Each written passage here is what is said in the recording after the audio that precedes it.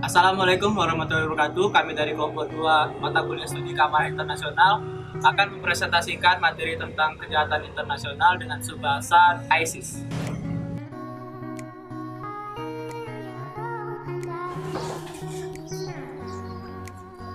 Halo, perkenalkan nama saya Fani Widya Putri dari Hubungan Internasional 2018 kelas C Indralaya.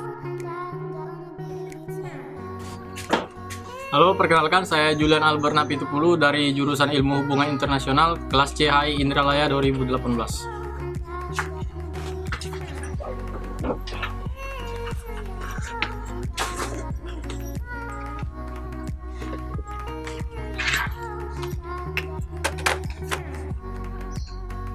Perkenalkan, nama saya Muhammad Andriansa, biasa dipanggil Andre, jurusan Ilmu Hubungan Internasional angkatan 2018, kelas C HI Indralaya.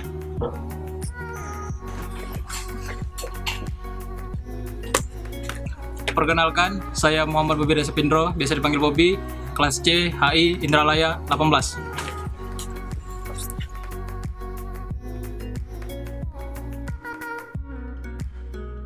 Perkenalkan, nama saya Anthony Stephen dari kelas C 2018 Hubungan Internasional Indralaya. Oh iya. Aduh, selamat Selamat menyaksikan. Terakhir. Lupa.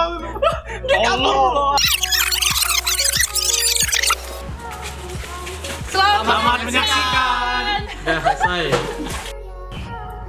Kejahatan transnasional adalah sebuah kejahatan yang terorganisasi yang melewati lintas batas negara.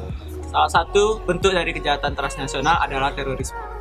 Pemerintah Indonesia mendefinisikan terorisme adalah perbuatan yang menggunakan kekerasan atau ancaman kekerasan yang menimbulkan suasana teror dan rasa takut secara meluas, yang dapat menimbulkan korban yang bersifat massal dan menimbulkan kerusakan atau kehancuran terhadap objek-objek vital yang strategis, lingkungan hidup, fasilitas publik, atau fasilitas internasional dengan motif politik, ideologi, atau gangguan keamanan.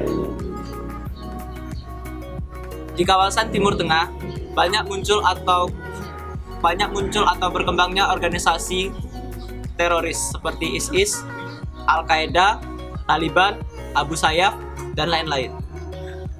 Hal ini menyebabkan kawasan Timur Tengah menjadi kawasan yang paling banyak konflik atau rawan akan adanya konflik karena adanya kelompok terorisme atau organisasi yang dapat mengancam keamanan di kawasan Timur Tengah. Salah satu bentuk terorisme yang terkenal di kawasan Timur Tengah adalah ISIS. Dalam bahasa Arab, ISIS disebut Ad-Daulah Al-Islamiyah fil Irak wa Asyam. ISIS dideklarasikan pada tanggal 9 April 2013 oleh Abu Bakar al-Baghdadi di Suriah. Dengan menjadi kelompok jihad yang memerangi pasukan pemerintah Suriah dan membangun kekuatan militer di Irak, saat ini ISIS menguasai sejumlah ladang minyak di bagian timur Suriah untuk kemudian menjual kembali pasokan minyak kepada pemerintah Suriah dan menjadikan hal itu sebagai sumber pendapatan. Dan sumber pendapatan lain yang didapati oleh ISIS didapati oleh aksi-aksi penculikan dan tebusan warga negara asing. Sejarah terbentuknya ISIS. ISIS merupakan transformasi dari Al-Qaeda dalam bentuk yang lebih radikal. ISIS menjadikan Irak dan Suriah sebagai pusat dari negara Islam yang didirikan. ISIS merupakan gerakan yang dibentuk pada 9 April 2013 oleh Abu Bakar al-Baghdadi dengan cita-cita mendirikan negara Islam di Irak dan Suriah. Negara jihad yang dipropagandakan oleh ISIS adalah mengajak diaspora muslim di berbagai dunia untuk mendukung perjuangan dan melakukan jihad ke Irak dan Suriah.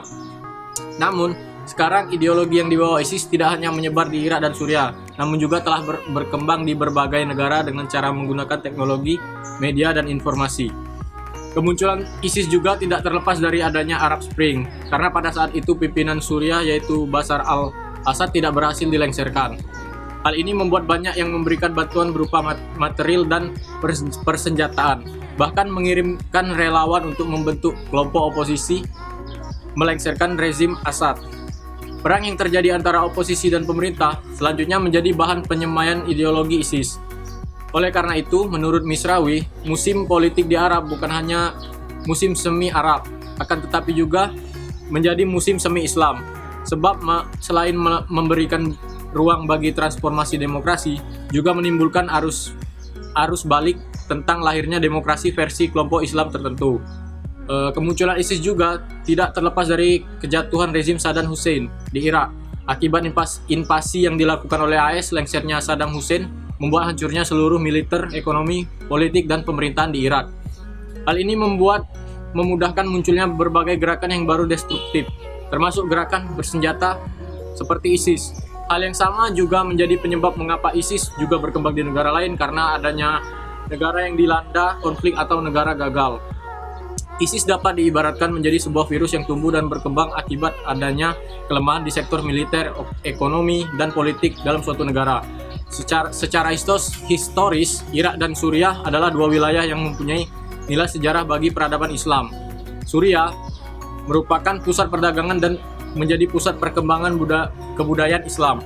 Oleh karena itu, kemunculan atau terbentuknya kelompok atau organisasi ISIS ini diyakini dan didasari keinginan mengembalikan kejayaan Islam di masa lalu dengan pendirian negara Islam di dua wilayah, yaitu Suriah dan Irak.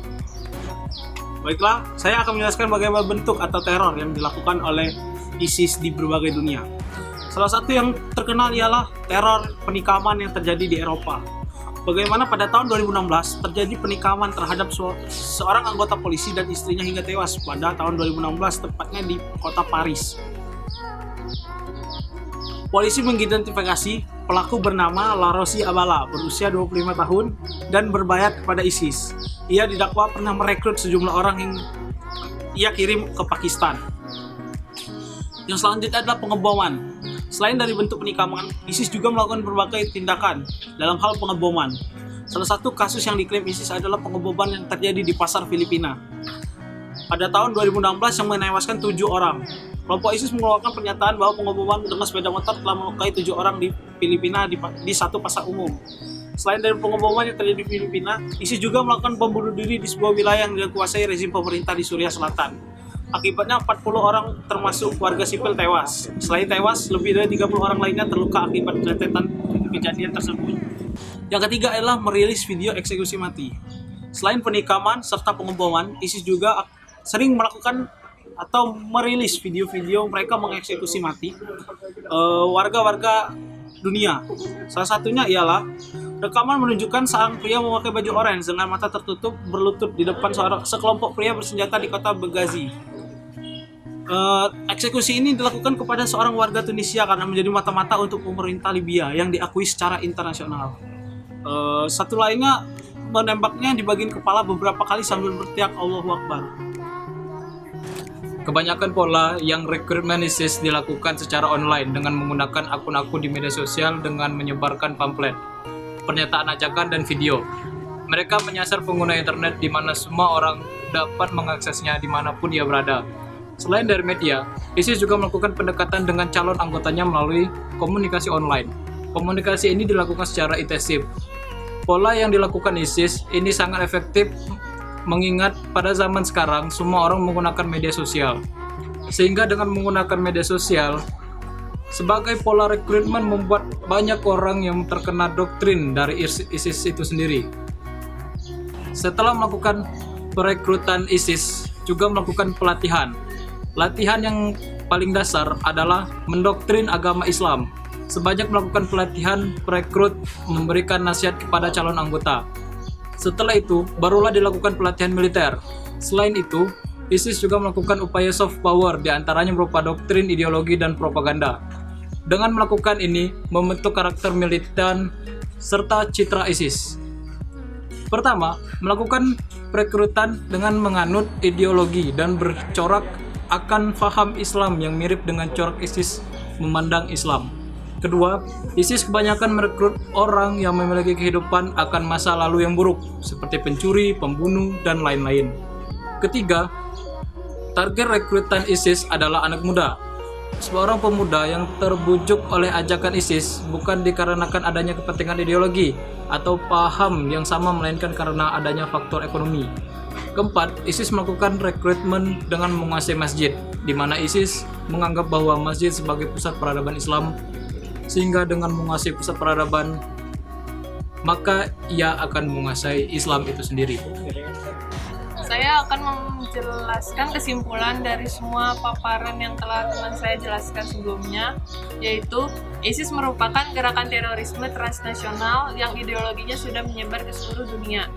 ISIS awalnya hanyalah gerakan terorisme secara lokal yang berada di Irak sebagai bentuk responsif atas invasi yang dijalankan Amerika Serikat karena telah menggulingkan kekuasaan Saddam Hussein. ISIS semakin berkembang karena bergejolaknya negara Arab atas kejadian Arab Spring. Suriah, yang dahulunya bernama Syam, merupakan sebuah pusat perdagangan dan menjadi pusat perkembangan kebudayaan agama Islam. Oleh karena itu, kemunculan atau terbentuknya kelompok atau organisasi ISIS ini diyakini dan didasari keinginan mengembalikan kejayaan Islam di masa lalu dengan pendirian negara Islam di dua wilayah, yaitu Suriah dan Irak. Setelah eksistensinya semakin menguat di dunia, mereka pun mulai berani melancarkan serangan-serangan dengan korban yang jumlahnya masif di dunia.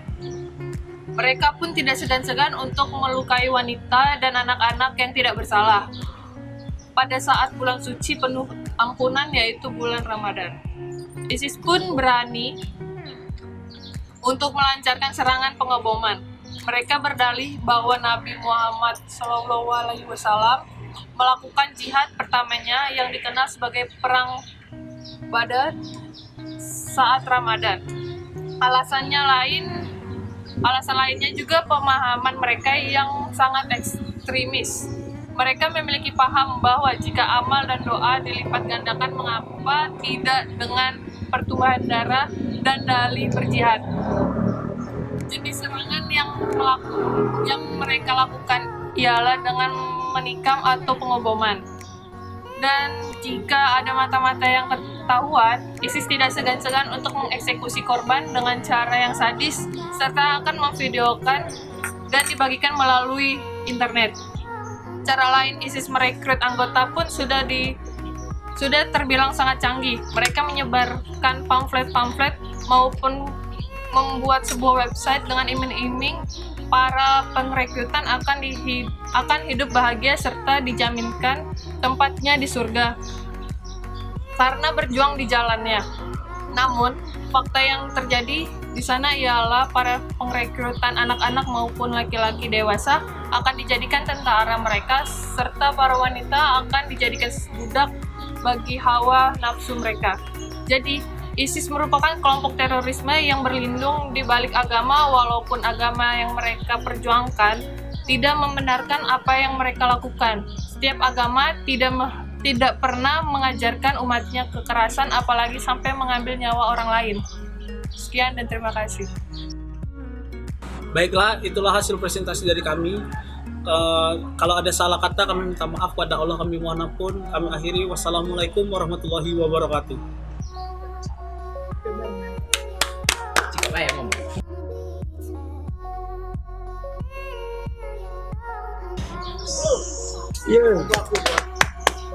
Cakep. Apa ya? 60 FPS aku. Kau jangan tahu, Andre. Nih, aku berbik. Udah tepe. Ada tipu.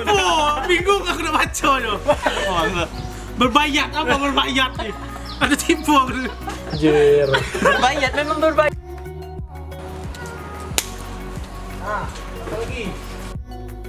Gak apa-apa gitu Maksudnya aja. apa, Bang? Kelas C hubungan internasional. Enggak, itu Aku tuh tak tahu di malah aku tuh bertanya-tanya siapa yang ngomong aye di lagu dinding pak dinding tuh. apa sih?